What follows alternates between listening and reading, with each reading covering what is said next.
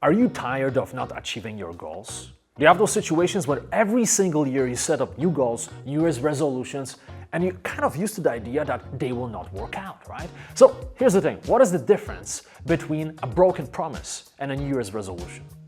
Well, roughly 10 days, maybe 15, maybe a month. But this is usually how it goes, right? We set New Year's resolutions and we don't follow through.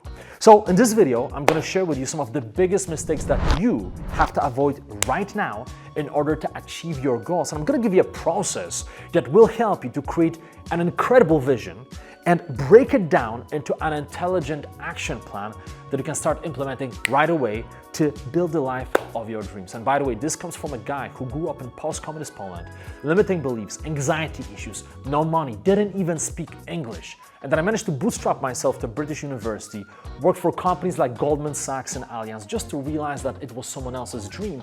And then eventually pursued my dream of building my business, traveling to almost 100 different countries around the world, literally living the life I've always wanted to live. So I do not know everything. I do not claim to know everything, but what I'm going to share with you are the things that work for me and for 500,000 other people that I teach in my online courses. So I hope that you are excited, and let's get into it. Okay, issue number one, anticipating failure. As I mentioned, oftentimes we set goals, we pull them out of the thin air, right? You're hangover, you just had a bunch of champagne the last night, and you wake up on the 1st of January and whoa, okay, let me set some goals. So again, pulling them out of the thin air, and we anticipate failure. Deep inside, we don't believe that we're gonna accomplish those goals. And this is a problem because what happens is if you set goals that you don't believe you can accomplish, and then you fail at them, and then you do it over and over again, and next year you repeat the same cycle, you stop trusting yourself. You stop believing yourself, and guess what? It destroys your confidence. It completely destroys your confidence. So tip number one, make sure that you set goals that you actually commit to. Make them real. Real commitment. Burning the bridges, burning the boats. Once you set a goal, become obsessed about accomplishing it. Mistake number two, not being specific enough and not having a deadline. Now, if you come up to me and you say, hey man, I want to make more money. I want to be more healthy. Well, I'll give you $1 or maybe $100. Are you okay with that? Are you satisfied?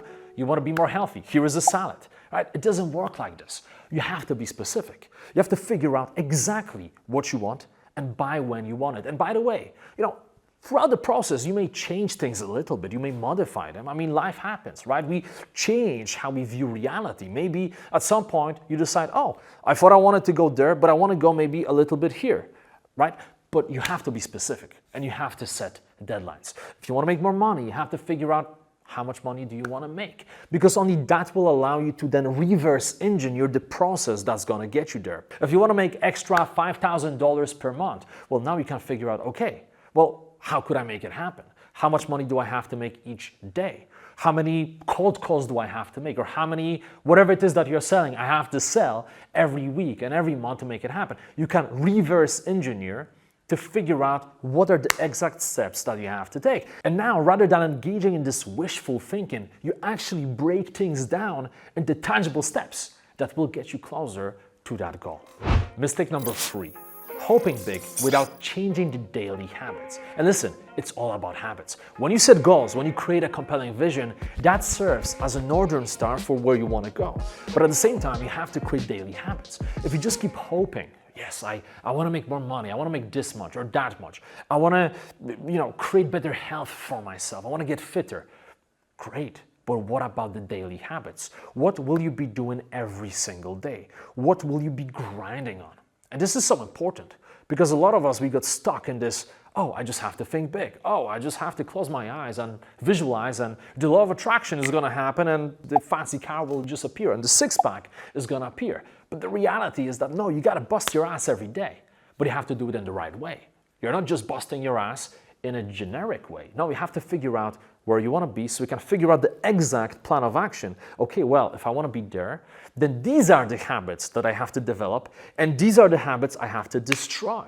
And then you figure it out and you take action on a daily basis, on a micro scale. If you want to improve on the macro scale, you have to first take care of the micro scale. So don't forget, about the daily habits. Literally, that's everything. And some people tell me, hey man, but does it really make a difference if I spend 10 minutes a day learning a new language or 20 minutes every morning doing some type of physical exercise? It's not that much. Well, when you look at it in the context of the entire year and then a decade, it is a lot. Like for instance, let's say that you want to learn a new language. What if you just learn 10 words per day? Doesn't sound like a lot. But now multiply it by 365 days. I mean, that changes everything.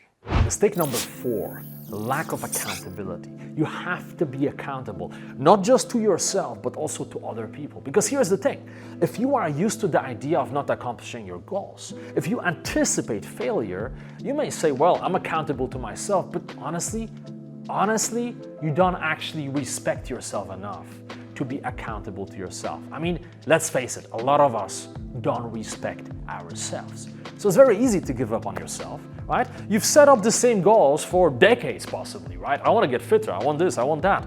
And then you don't really make it happen. So you get used to that failure. So you may say to yourself, well, I'm going to be accountable to myself. Doesn't really matter, right?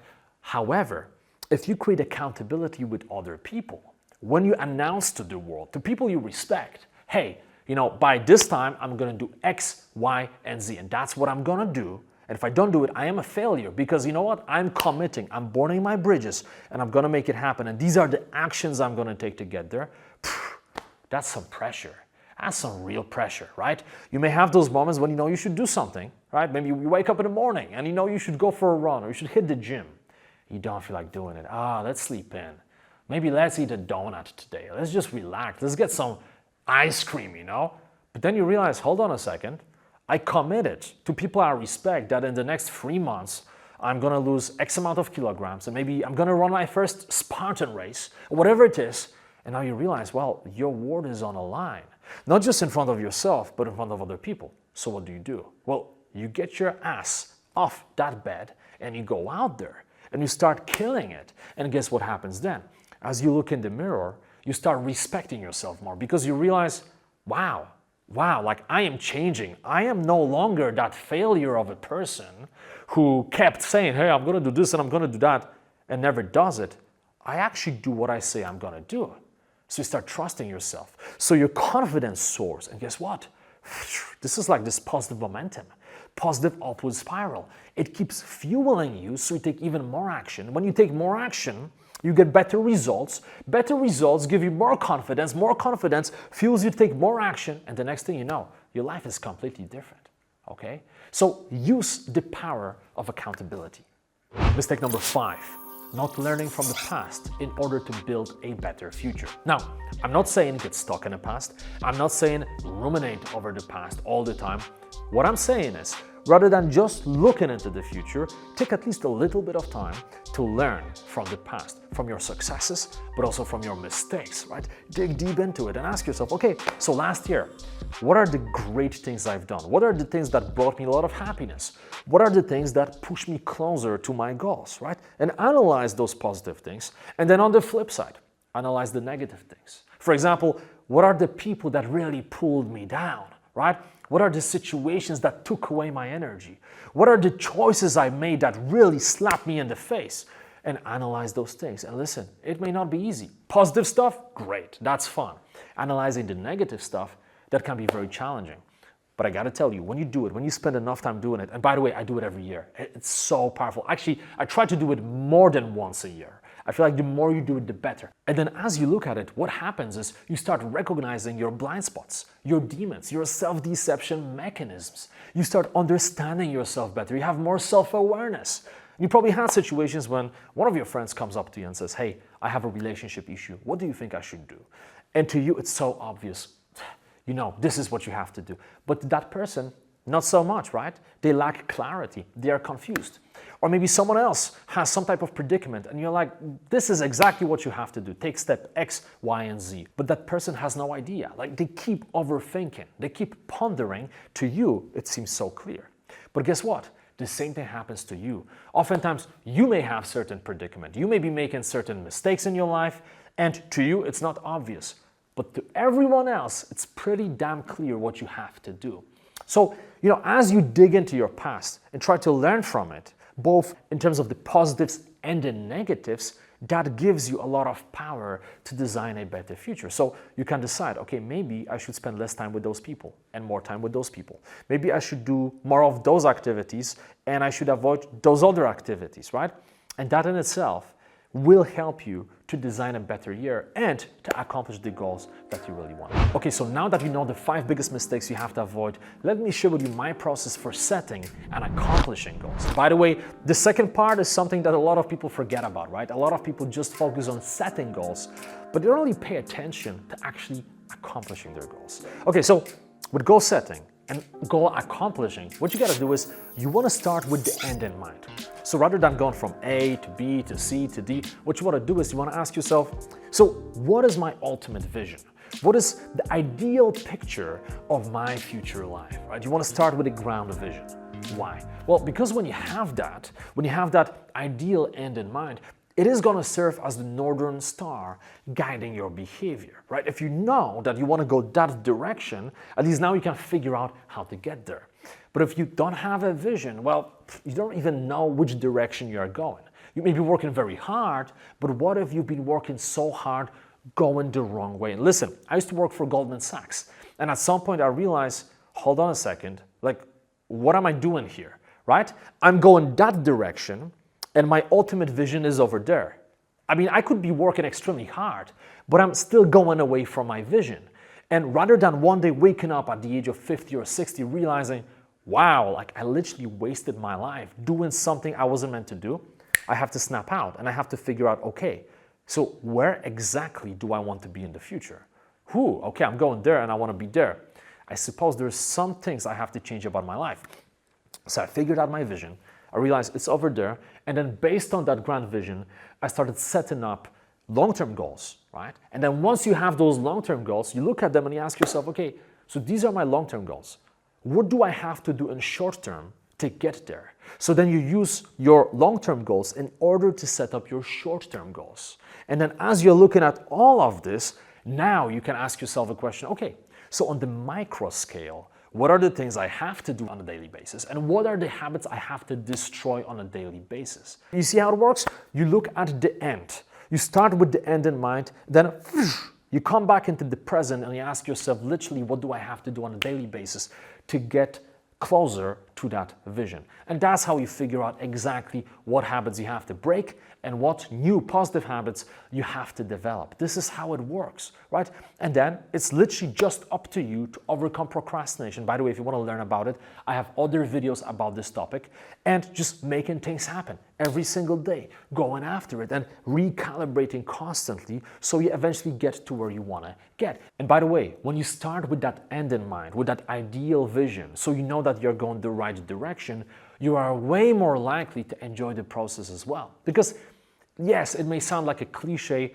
but it is not about the goals themselves. It is about the journey. But the journey is created by the right direction. So some of those goals you have, you may not accomplish, or you may change some of those goals, right? Today, you may think that one of your goals is to have a $10 million crypto portfolio. But then somewhere along the way, maybe you get married and you have kids and you realize, you know what? I don't need 10 million, right? I need less. However, I want to have this amazing house with a farm and a bunch of animals running around, whatever it is, right? Everyone is different. The point is your goals may change along the way, but if you base your long-term goals, your short-term goals, and then your habits on your vision, at least you know you are going the right direction. And yeah, sure, you may adjust a little bit, but the general direction is correct, right? You're not shooting yourself in the foot. So I hope that you enjoyed this video. It was Jimmy Naraine. I have a lot of other videos on this channel. Make sure that you subscribe so you don't miss out on the fresh content. And I hope to see you soon. Thank you so much. By the way, post a comment. If you feel like someone in your life should see this video, just tag them, or share the link with them. Spread the message. I made those videos on YouTube to help as many people as possible. So once again, thank you for your time, and I will see you soon.